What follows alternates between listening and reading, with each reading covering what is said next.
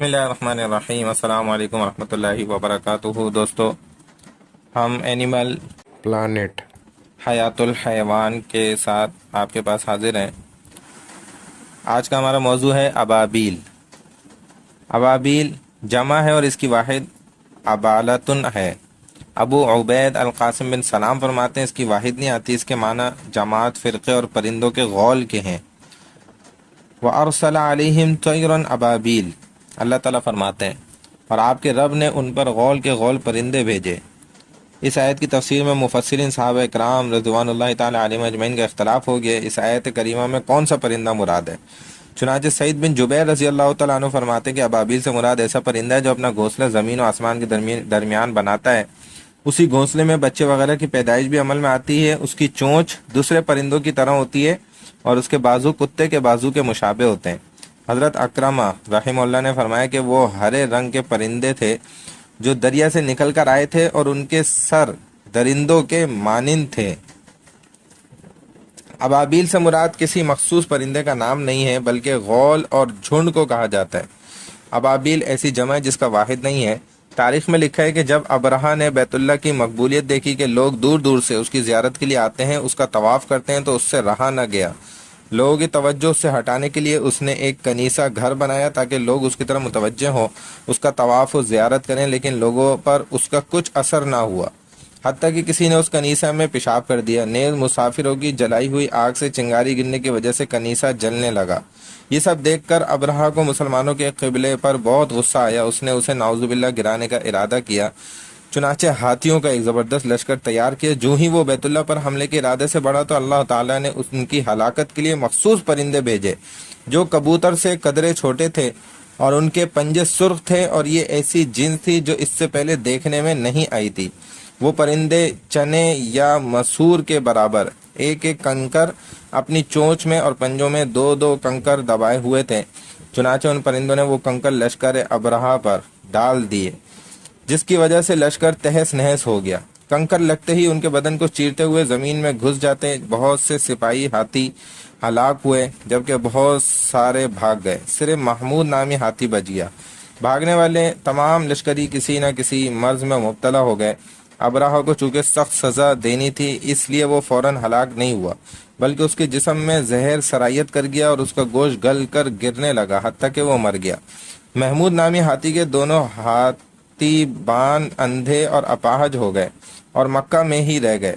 بقول ابن اسحاق حضرت عائشہ رضی اللہ تعالیٰ عنہ فرماتی ہیں کہ میں نے ان دونوں کو اندھا اور اپاہج دیکھا ہے۔ حضرت اسماء رضی اللہ تعالیٰ عنہ بھی فرماتی ہیں کہ انہیں مکہ میں بھیک مانگتے ہوئے دیکھا ہے۔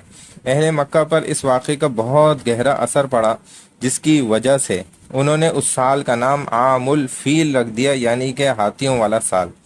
ابن عباس رضی اللہ تعالیٰ عنہ نے فرمایا کہ شکل و صورت میں ابابیل وہ پرندے تھے جن کو اللہ تعالیٰ نے اصحاب الفیل ہاتھی والوں پر مسلط فرمایا تھا، اور یہ پرندہ بالکل بلسان جیسا ہوتا ہے۔ بعض لوگوں نے کہا ہے کہ وہ پرندے وطوات چمگادڑ جیسے ہوتے ہیں۔ وطوات چمگادڑ اور طوات کا اطلاق ایک قسم کی پہاڑی ابابیل پر بھی کیا گیا ہے۔ حضرت عبادہ رضی اللہ تعالیٰ عنہ بن صامت نے فرمایا کہ ابابیل زرزور پرندے جیسا ہوتا ہے۔ زرزور چڑیا سے ایک بڑا پرندہ ہے، ان میں سے بعض کالے جبکہ بعض چت کبرے ہوتے ہیں۔ حضرت عائشہ رضی اللہ تعالیٰ عنہ نے فرمایا کہ ابابیل خاطف پرندے سے کچھ ملتے جلتے ہیں۔ خاطف پرندہ ابابیل کی مانند ایک پرندہ ہے، بازو لمبے، قد چھوٹا اور سیاہ رنگ کا ہوتا ہے۔ اور دمیری رحمہ اللہ فرماتے ہیں وہ سنونو پرندے کا نام ہے۔ بعض حضرات نے ابابیل کو سنونو کا نام بھی دیا ہے۔ جو آج کل مسجد حرام میں رہتا ہے اس کا واحد سنونا آتا ہے۔ ابابیل نصرانی راہب کو بھی کہا جاتا ہے، جیسا کہ نصارہ حضرت عیسیٰ علیہ السلام کو ابیل الابیلین کہا کرتے تھے۔ اتان یہ گدھی کو کہا جاتا ہے۔ خالد القشیری رحمہ اللہ کا واقعہ ہے، محمد بن سلام فرماتے ہیں کہ مجھے ایک قریشی نے بتایا کہ ایک دن امیر عراق خالد بن عبداللہ القشیری شکار کرنے کے لیے نکلے۔ اتفاقاً وہ اپنے ساتھیوں سے بچھڑ کر تنہا رہ گئے تو وہ کیا دیکھتے ہیں کہ سامنے سے ایک عرب دیہاتی ایک ضعیف اور کمزور گدھی پر سوار چلا آ رہا ہے اور اس کے ساتھ ایک بڑھیا بھی ہے۔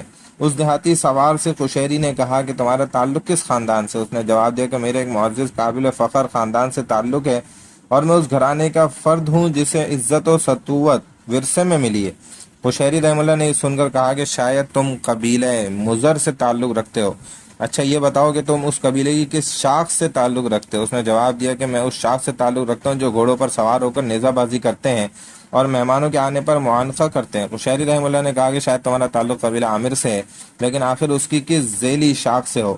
اس دیہاتی نے جواب میں کہا کہ میں باعزت سردار اور قوم کا درد رکھنے والے خاندان سے تعلق رکھتا ہوں۔ قشیری رحمہ اللہ نے کہا کہ تب تو تم قبیلہ جعفر کے معلوم ہوتے ہو، لیکن یہ بھی ایک بڑا قبیلہ ہے، آخر اس کی کس شاخ سے تمہارا تعلق ہے؟ اس نے جواب دیا کہ اس شاخ کے آفتاب و مہتاب اور سپہ سالاروں کے خاندان سے میرا نسب ہے۔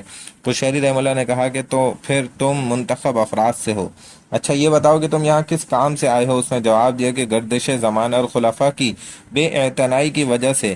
قشیری رحمہ اللہ نے کہا کہ تم نے اس مقصد سے کس کے یہاں کا ارادہ کیا ہے؟ تو اس نے کہا کہ تمہارے اس امیر کی طرف جس کی مالداری نے اس کو اوج سریہ پر پہنچا دیا ہے، لیکن اس کے خاندان والوں نے اسے گرا دیا ہے۔ پھر قشیری رحمہ اللہ نے ان دونوں سے پوچھا کہ آخر تمہارا ان کے یہاں جانے کا کیا مقصد ہے؟ اس نے جواب دیا کہ میں ان کے آباء و اجداد کی سخاوت اور عطا سے مالا مال ہونے آیا ہوں۔ پھر قشیری رحمہ اللہ نے کہا کہ تم نے اب تک جتنے جوابات دیے ان سے معلوم ہوتا ہے کہ تم نے اس سلسلے میں کچھ اشعار بھی کہے، گھر کی مدح سرائی میں بہت مصائب جھیلے ہیں، اچھا آج تو چھوڑیے اس لیے کہ ملامت گر کی مدح سرائی باعث رسوائی ہوتی ہے۔ اس اعرابی نے کہا کہ نہیں، تم اشعار سناؤ۔ تو اس نے اشعار سنائے جن کا ترجمہ یہ ہے۔ قشیری رحمہ اللہ نے کہا کہ اے اللہ کے بندے، تمہارے اشعار بہت عمدہ ہیں، لیکن تم تو ضعیف و کمزور گدھی پر سوار ہو کر آئے ہو اور تم یہ سمجھ رہے ہو کہ بھورے رنگ کے اونٹ پر بیٹھے ہوئے ہو، اور تم نے اپنے اشعار میں آدمی کے ایسے ایسے اوصاف بیان کیے ہیں جس کا تمہاری گفتگو سے اندازہ نہیں ہوتا۔ اعرابی نے کہا اے بھتیجے، ہم نے جو ملامت گر کی مدح سرائی میں مشقت جھیلی ہے وہ ہمارے لیے اشعار میں غلط تعریف سے زیادہ گرا ہے۔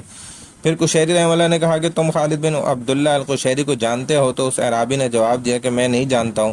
امیر عراق نے جواب دیا کہ میں ہی خالد بن عبداللہ القشیری ہوں۔ تو اس اعرابی نے کہا کہ خدائی قسم تم ہی خالد ہو؟ تو انہوں نے جواب دیا جی ہاں، جس سے تم سوال کر رہے ہو وہی خالد بن عبداللہ القشیری ہے، اور تم کو میں ایسی چیز عطا کرنے والا ہوں جس کا بدل تم نہیں دے سکتے۔ اعرابی نے کہا کہ اے ام حجش، تم اپنی گدھی کا رخ پھیر لو۔ القشیری نے اس عورت سے کہا کہ تم اپنی گدھی کا رخ نہ پھیرنا، بلکہ تم اور تمہارے شوہر دونوں یہاں ٹھہرے رہیں۔ اس اعرابی نے کہا کہ نہیں، خدا کی قسم کیا میں ان کو کچھ سنا کر مال لے سکتا ہوں؟ اتنا کہہ کر اس اعرابی نے گدھی کو موڑا اور چل دیا۔ قشیری نے کہا کہ اس طرح کے کام یہ اور اس کے آباء و اجداد کرتے ہی رہتے ہیں۔ حدیث میں گدھی کا ذکر۔ حضرت ابو ہریرہ رضی اللہ تعالیٰ عنہ کی روایت ہے، نبی اکرم صلی اللہ علیہ وسلم نے ارشاد فرمایا جس نے اون پہنا، بکری کا دودھ دھویا اور گدھی پر سوار ہوا تو اس کے اندر ذرہ برابر تکبر نہیں۔ اسی قسم کے مضمون کی تائید عبد الرحمن بن عمار بن سعد کے حالات زندگی میں مذکور ہیں۔ ایک اور روایت میں حضرت جابر رضی اللہ تعالیٰ عنہ اور ابو ہریرہ رضی اللہ تعالیٰ عنہ سے مروی ہے، نبی کریم صلی اللہ علیہ وسلم نے ارشاد فرمایا کہ مندرجہ ذیل چیزیں تکبر اور بڑائی سے محفوظ رکھتی ہیں: غریب مومنین کے ساتھ اٹھنا بیٹھنا، گدھی پر سوار ہونا، بکری کو ٹانگوں میں دبا کر اس کا دودھ دھونا اور اپنے اہل و عیال کے ساتھ کھانا تناول کرنا۔ زرارہ بن عمر النخعی حضور اکرم صلی اللہ علیہ وسلم کی بارگاہ میں نصف رجب ہجری 9 میں حاضر ہوئے تھے۔ انہوں نے عرض کیا کہ اے اللہ کے رسول، میں نے رات کو ایک خواب دیکھا ہے جس کی وجہ سے میں ڈر گیا ہوں۔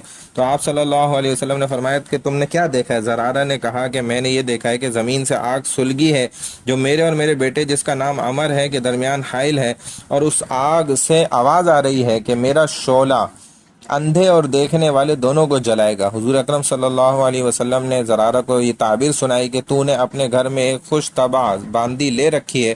اس نے عرض کیا کہ جی ہاں یا رسول اللہ۔ آپ نے فرمایا اس نے تیرا ہی بچہ جنا ہے اور وہ تیرا بیٹا ہے۔ زرارہ نے کہا کہ اے اللہ کے رسول، وہ سیاہ رنگ کا سرخی مائل کیسے پیدا ہو گیا؟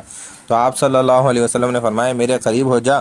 تو وہ قریب ہو گیا۔ پھر آپ صلی اللہ علیہ وسلم نے فرمایا تمہارے والد کو برس کی بیماری تھی، تم اسے چھپاتے رہے ہو؟ تو اس نے کہا کہ خدائی قسم جس ذات نے آپ کو سچا نبی بنا کر بھیجا، اس سے پہلے سوائے آپ کے کسی نے یہ خبر نہیں دی۔ پھر زرارہ نے کہا جی ہاں، آپ نے سچ فرمایا ہے۔ پھر حضور اکرم صلی اللہ علیہ وسلم نے فرمایا اچھا